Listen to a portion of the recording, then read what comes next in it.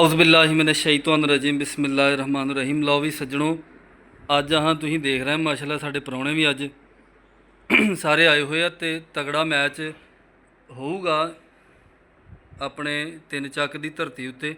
ਤੇ ਇਨਸ਼ਾਅੱਲਾ ਸਾਰੇ ਦੋਸਤ ਲਾਈਕ ਸ਼ੇਅਰ ਕਰਿਆ ਜੇ। ਭਾਈ ਹੁਣਾਂ ਦੇ ਅਸੀਂ ਫਾਰਮ ਹਾਊਸ ਤੇ ਆਏ ਆ। ਮਾਸ਼ਾਅੱਲਾ ਸੋਹਣਾ ਨਿਜ਼ਾਮ ਭਾਜੀ ਬਣਾਇਆ, ਬਹੁਤ ਢੇਰੀ ਖਰਚਾ ਕੀਤਾ ਵਾ। ਅੱਲਾਹ ਪਾਕ ਖੈਰ ਕਰੇ, ਬਹੁਤ ਸੋਹਣਾ ਨਿਜ਼ਾਮ ਇਹਨਾਂ ਨੇ ਬਣਾਇਆ ਹੋਇਆ ਜੀ। ਸਾਰੇ ਪਲੇਅਰ ਸਾਰੇ ਪੁੱਜੇ ਹੋਏ ਨੇ। ਇਨਸ਼ਾਅੱਲਾ ਮੈਚ ਜਿਹੜਾ ਵਾ ਉਹ ਚੰਗਾ ਵੇਖਣ ਨੂੰ ਲੱਭੂਗਾ। ਭਾਈ ਤਾਜ ਕਿੱਦਾਂ ਸੈੱਟ ਦੋਨੇ ਚੰਗੇ ਬਣਾਏ ਭਾਜੀ ਸਾਹਮਣੇ? ਚੰਗੇ ਆ ਤੇ ਬਹੁਤ ਅੱਛਾ ਖੇਲਣਗੇ, ਮੈਚ ਦੇਖਣ ਨੂੰ ਮਿਲੇਗਾ। ਤੇ ਅਸੀਂ ਭਾਈ ਹੁਣਾਂ ਨੂੰ ਪਹਿਲੀ ਵਾਰੀ ਇੱਕ ਥੋੜਾ ਤਾਰਫ ਭਾਜੀ ਹੁਣਾਂ ਦਾ ਕਰਾ ਦਿਓ ਯਾਰ। ਮੈਂ ਜ਼ਿਆਦਾ ਨੂੰ ਬਰਿਆ ਜੀ ਨੰਬਰਦਾਰ ਚੱਕ ਨੰਬਰ 3 ਦਾ ਸਾਈਨ।